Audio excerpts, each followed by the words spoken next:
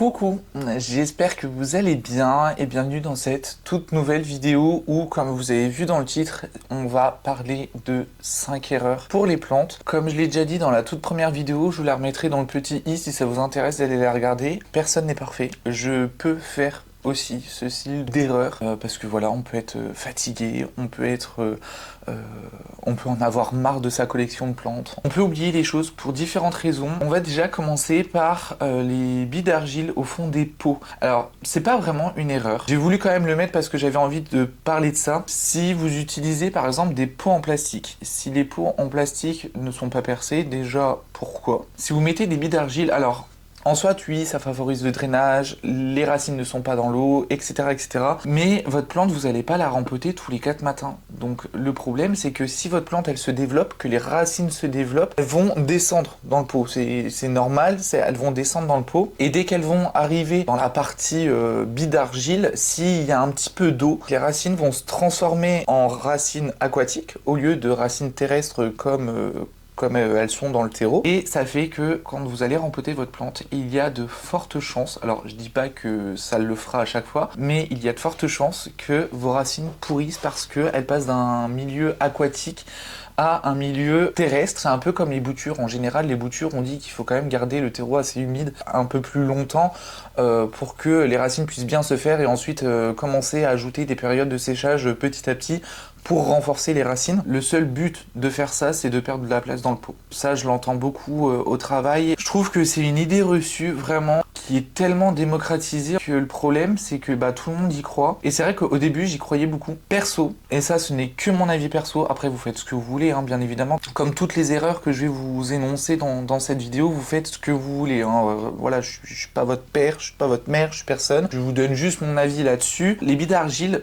perso, ça serait juste pour mettre en sous-coupe. Donc par exemple, admettons dans ce bac là, on peut mettre des billes d'argile au fond et poser les pots par-dessus, comme ça permettrait qu'il y ait un microclimat qui se fasse quand l'eau s'évapore pour augmenter l'humidité autour d'une plante. Alors ça, c'est totalement ok. Dans un cache-pot par exemple, bon c'est un peu con, mais tant pis. Donc là, bon, je prends un pot, bon en plus c'est même pas un bon exemple parce que c'est du lechuza, mais en soit, j'ai un cache-pot avec un pot, vous pouvez mettre des billes d'argile au fond du pot et votre pot avec du terreau dedans pour par exemple retirer l'excès d'eau. Admettons vous arrosez votre plante, vous pouvez mettre des billes d'argile au fond pour que ça puisse récupérer l'excédent d'eau et que la plante ne baigne pas dans l'eau et dans une bouillasse dégueulasse, parce que du terreau mélangé avec de l'eau, vous imaginez la bouillasse que ça fait, c'est absolument dégueulasse et les racines elles détestent ça. Mais en gros, vous pouvez en mettre un fond dans votre cache-pot et ensuite poser votre pot par-dessus. Ça, il n'y a aucun problème. Vous pouvez le faire ça avec des anthuriums, avec des alocasia que vous rempotez en substrat. Mais voilà, après ça, je sais qu'il y en a qui le font, je sais qu'il y en a qui le font pas. Il y en a qui arrivent à gérer les arrosages, mais je trouve perso que c'est juste une perte de place. Deuxième erreur, c'est que croire que apporter de l'engrais règle tous les problèmes d'une plante. J'ai déjà entendu le fait que prendre de l'engrais, que les feuilles redeviennent vertes. Enfin bref, j'ai entendu pas mal de choses. Non, en fait, l'engrais, son seul but, c'est d'apporter les nutriments nécessaires à une plante. Pour éviter les carences, on apporte de l'engrais. Par exemple, mon Anthurium clarinervium. Bon, il est pas très beau, mais c'est pas grave. Dans ce substrat-là, admettons, il y a de l'engrais. En général, on voit sur les terreaux de l'engrais, ajout d'engrais, etc., etc. Je vous ferai une vidéo sur les engrais aussi. Par exemple, dans ce substrat-là, donc moi j'utilise là en l'occurrence le substrat de chez Botanica. Sur les sacs de terreau, c'est marqué avec engrais ou enrichi ou que sais-je. Vous avez entre guillemets une période de 6 à 8 semaines d'engrais où vous êtes tranquille par rapport à la plante. C'est pour ça qu'on dit en général, on ne met pas d'engrais quand on rempote une plante parce que y a aucun intérêt, il y a déjà des nutriments dans le terreau, mais au bout d'un moment, à force de doucher votre plante, à force de nettoyer votre plante, alors il y a beaucoup d'eau qui passe aussi dans le terreau, de nettoyer les sels minéraux aussi dans les substrats, parce que ça faut aussi le faire une fois de temps en temps, ou même juste un simple arrosage, au bout d'un moment le terreau va s'appauvrir. Et l'engrais, ça permet aux racines de pouvoir s'alimenter, si je peux dire ça comme ça, grâce aux coiffes racinaires, c'est des petits fils vraiment tout petits. Je vous mettrai une image ici si j'arrive à en trouver une. Ça permet en fait de capter l'humidité, les nutriments du terreau, et si on n'en apporte pas, la plante plante, elle risque d'être en carence. Il y a plein de choses qui peuvent nous dire qu'une plante est en carence. Donc ça peut être une carence en potassium, en azote, en phosphore. Donc ça, c'est les 3 principaux. Donc c'est le NPK. Et ensuite, voilà, il y a tout ce qui est du bore, du magnésium, du calcium, etc., etc. Bon, c'est un peu comme nous en fait, hein. C'est pour ça que l'engrais existe, parce que c'est vrai que forcément dans un endroit restreint comme un pot, c'est pas comme si c'était en pleine terre où voilà, il y a de la décomposition, il y a du humus, il y a ce genre de choses là, et l'engrais ne règle pas tout. Il faut regarder ce qui est écrit sur soit les emballages des engrais osmocote, soit sur les petites bouteilles d'engrais liquide, et c'est hyper important. L'engrais, ça permet juste à nourrir la plante et c'est tout. Réellement, c'est tout.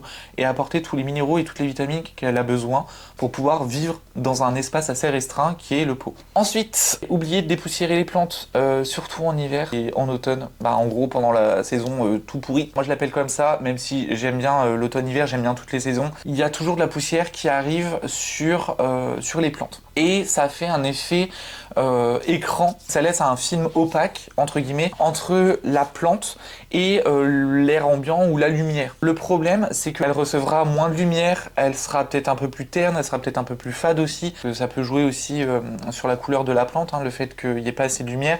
Surtout pour les plantes qui sont à variegata, il y a moins de chlorophylle dans les feuilles, donc forcément, faut faire hyper attention.